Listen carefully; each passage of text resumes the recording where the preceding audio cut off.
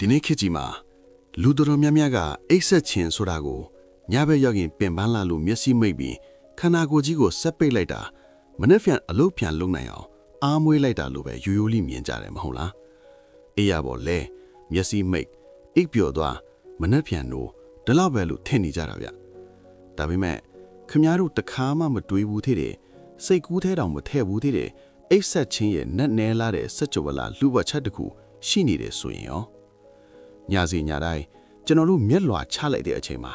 ကျွန်တော်တို့ရဲ့စိတ်ဝိညာဉ်ဟာဒီကြမ်းတမ်းတဲ့လောကကြီးကနေခတတ်ခွာပြီးစัจ java လာရဲ့အနက်ဆိုင်ဆုံးအငိမ့်ချမ်းဆုံးအိမ်တော်ကြီးစီကိုပြန်လဲနားခိုဖို့တွားရောက်နေကြတာဗျာဒါဟာတာမန်ဇီဝကမထေစင်တခုတတ်မဟုတ်ဘူးနော်ဒါဟာကျွန်တော်တို့လူသားတွေနေ့စဉ်နဲ့အမျှမတိမတာကြင့်ကြံနေရတဲ့အမြင့်မြတ်ဆုံးသောစိတ်ဝိညာဉ်ပိုင်းဆိုင်ရာစုခွာအနားယူခြင်းကြီးတခုဖြစ်နေတာပါမင်္ဂလာပါဗျာ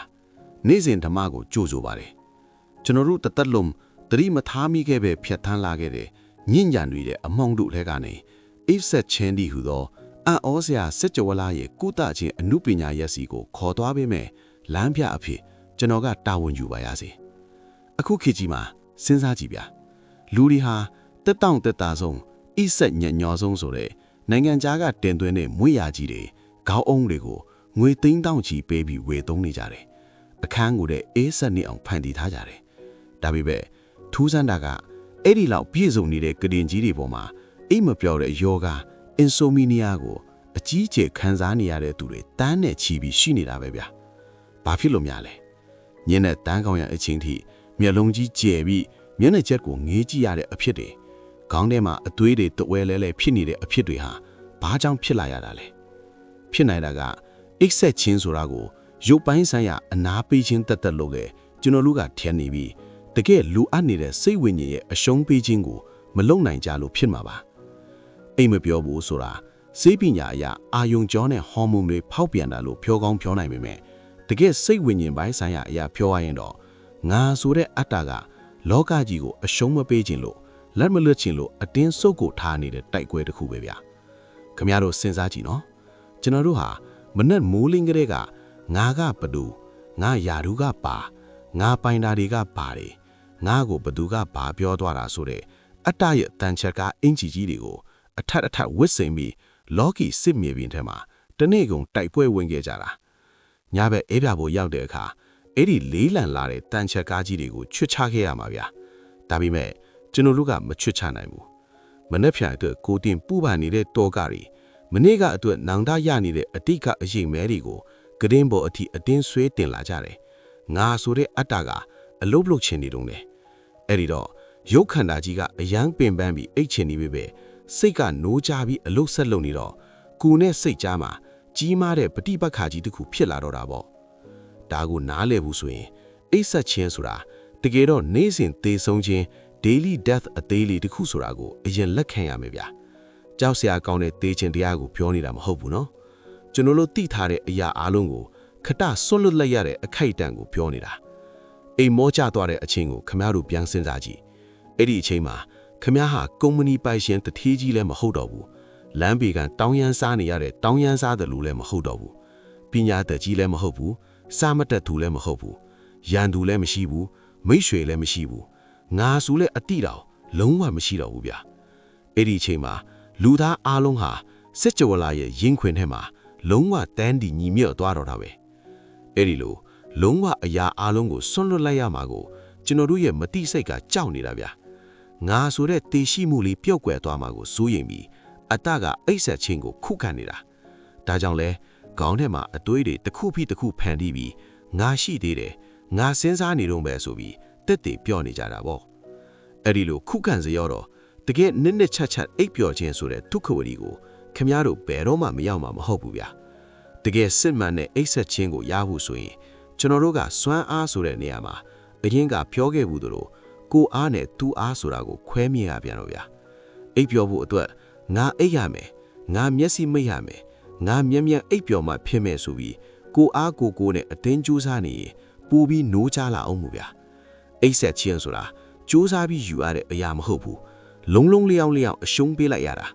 ကြီးမားတဲ့စัจ java လာကြီးရဲ့ဆွဲကန်အားကဘာမြေကြီးရဲ့ဆွဲကန်အားကို ကိုယ့်ရဲ့ခန္ဓာကိုယ်အလေးချိန်တစ်ခုလုံးကိုဘာမှမတင်းထားပဲအကျွင်းမှတ်ပုံအားလိုက်ရတာဗျာဒါကိုထူအားလို့ခေါ်တာပေါ့ခမရတို့ညားပဲအိပ်ရဖို့ရောက်ပြီဆိုတာနဲ့အရင်ဆုံးလုပ်ရမယ့်အကြီးမားဆုံးဝိညာဉ်ရဲ့ကျင့်စဉ်တစ်ခုရှိတယ်ဗျာအဲ့ဒါကခွင့်လွတ်ခြင်းနဲ့လွတ်ချခြင်းပဲဗျာ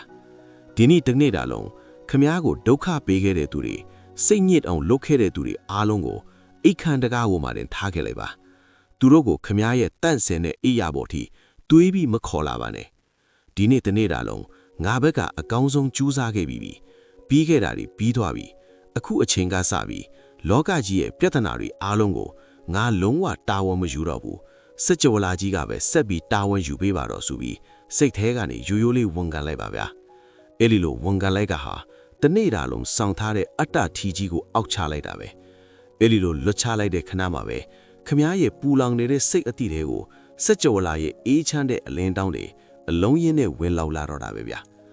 အဲ့ဒီနောက်မှာခမည်းရဲ့အသက်ရှူခြင်းကိုစပြီးတတိထားကြည့်ပါဒါဟာတရားစကားဝင်ပြီးအတင်းအကျပ်မှနေရတာမျိုးမဟုတ်ဘူးနော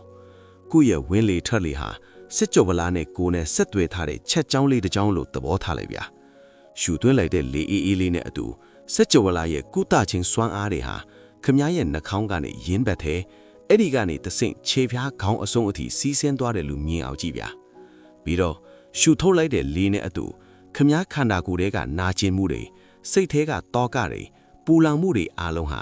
အမဲတောင်အခိုးအငွေ့တွေလိုအပြင်းကိုလွင့်စင်ထွက်သွားတယ်လို့ခံစားကြည့်ဗျာအဲ့ဒီလိုဝင်းလီထွက်လီရဲ့စီးချက်ဟာကဘာမီကြီးရဲ့စီးချက်နဲ့တသားသီးထစ်သွားတဲ့အချိန်မှာခမည်းရဲ့အုံနောက်ထဲမှာလွိန်းတွေဟာတဖြည်းဖြည်းငြိမ်ကျသွားပြီးတကယ့်နှက်ဆိုင်တဲ့အနားယူခြင်းစီကိုစတင်ကူးပြောင်းသွားတော့တာပဲဗျာဒီနေရာမှာအိမ်မက်တဲ့အကြောင်းကိုနည်းနည်းပြောရလိမ့်မို့ဗျာလူတို့များများကအိမ်မက်မှတ်နေတာကိုပဲအိပ်ပျော်နေတယ်လို့ထင်တယ်တကယ်တော့အိမ်မက်ဆိုတာကျွန်တော်တို့ရဲ့စိတ်ကလုံးဝအနေမထိုင်သေးလို့ငါဆိုရဲ့အတ္တကအရှုံးမပေးခြင်းလို့တိစိတ်နဲ့မတိစိတ်နယ်စပ်မှာနောက်ဆုံးအနေနဲ့ရုံးကန်ကစားနေတဲ့ပွဲတစ်ခုပဲဗျာအိမ်မက်ထဲမှာကျွန်တော်တို့ဟာပြေးလွှားနေရတယ်ကြောက်လန့်နေရတယ်တခုခုကိုလိုက်ရှာနေရတယ်မဟုတ်လားအဲ့ဒါဟာနေခင်ဘက်ကလောဘဒေါသတွေရဲ့အရေးအယောင်တွေဆက်ပြီးအလုတ်လုံနေတာတယ်တကယ်စစ်မှန်တဲ့ဝိညာဉ်ရဲ့စွတ်ခွာအနားယူခြင်း spiritual retreat ဆိုတာအဲ့ဒီအိမ်မက်တွေတောင်လုံးဝမရှိတော့တယ်လုံးဝအမှောင်ကျသွားတယ်ဒါပေမဲ့အင်မတန်အေးချမ်းတဲ့နှစ်ချက်အိပ်ပျော်သွားတဲ့အဆင့်ကိုရောက်သွားတာကိုပြောတာဗျာအဲ့ဒီနှစ်ချက်အိမ်မောကျသွားတဲ့အချိန်မှာတကယ်ဘာတွေဖြစ်ပြနေလဲတီးလားအဲ့ဒီအချိန်ဟာကျွန်တော်တို့ရဲ့စိတ်ဝိညာဉ်ဟာအမိအသားပါဘုရားရှင်ရဲ့ဒုက္ခဝရီပြီးတော်ကိုဓာတ်ရိုက်ရောက်ရှိသွားတဲ့အချိန်ပဲဗျာအဲ့ဒီအချိန်မှာခမည်းဟာခမည်းရဲ့နာမည်ကိုလည်းမမှတ်မိတော့ဘူးခမည်းရဲ့ဒုက္ခတွေကိုလည်းမသိတော့ဘူးအဲ့ဒီလိုငါဆိုတာလုံးဝမရှိတော့တဲ့ဟာလဟင်းလင်းဖြစ်သွားတဲ့အချိန်ကြမှာသာစကြဝဠာရဲ့အဆုံးအစမရှိတဲ့မဟာကုသခြင်းစွမ်းအားတွေ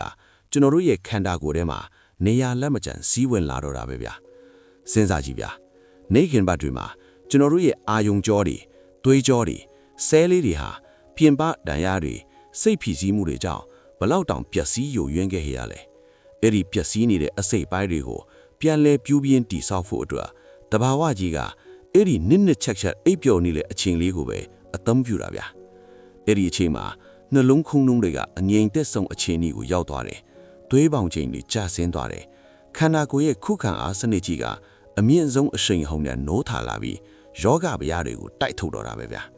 ဒါဟာ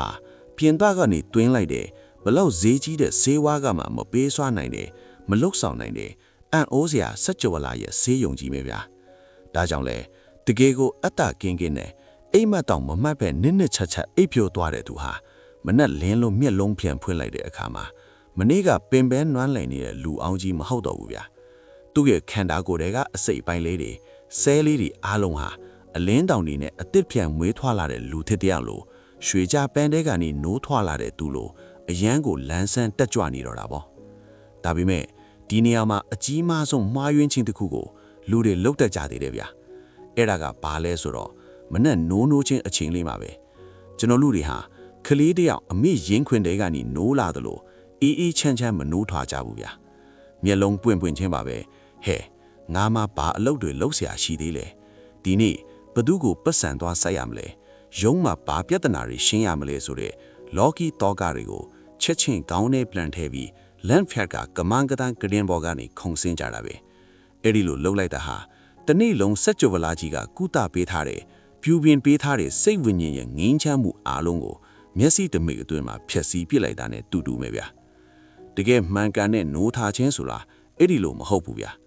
မနဲ့လင်းလို့မျက်လုံးလေးပွင့်လာပြီဆိုတာနဲ့ချက်ချင်းမထသေးတဲ့ကဒင်းပေါ်မှာခဏလေးငြိမ်ငြိမ်လေးဆက်လဲနေလိုက်ပါအောင်ဗျာတန်ဆင်းတဲ့လေအီအီလေးကိုဝါအောင်တစ်ချက်ရှူထွင်းလိုက်ပြီးအော်ငေါ့ကိုတဘာဝကြီးကအမိအတာဘဘုရားရှင်ရဲ့မေတ္တာတော်ကနောက်ထပ်အသက်ရှင်ခွင့်နေစဉ်လေးတစ်ခုကိုလက်ဆောင်အချစ်ထပ်ပေးပြန်ပေါ်ကိုဆိုတဲ့ဂျေဇုတည်တတ်တဲ့စိတ်လေးကိုအရင်ဆုံးမွေးဖွားပေးရမယ်ဗျာ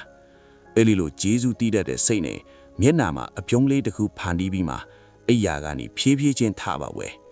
အဲ့ဒါဟာမနေ့ကတေဆုံးသွားတဲ့လူအောင်ရဲ့နေရာမှာဒီကနေ့အတွက်တရွေးကောင်းလူသစ်တယောက်ပြန်လဲရှင်တန်ထမြောက်လာတာပဲဗျာဒီလိုနားလေ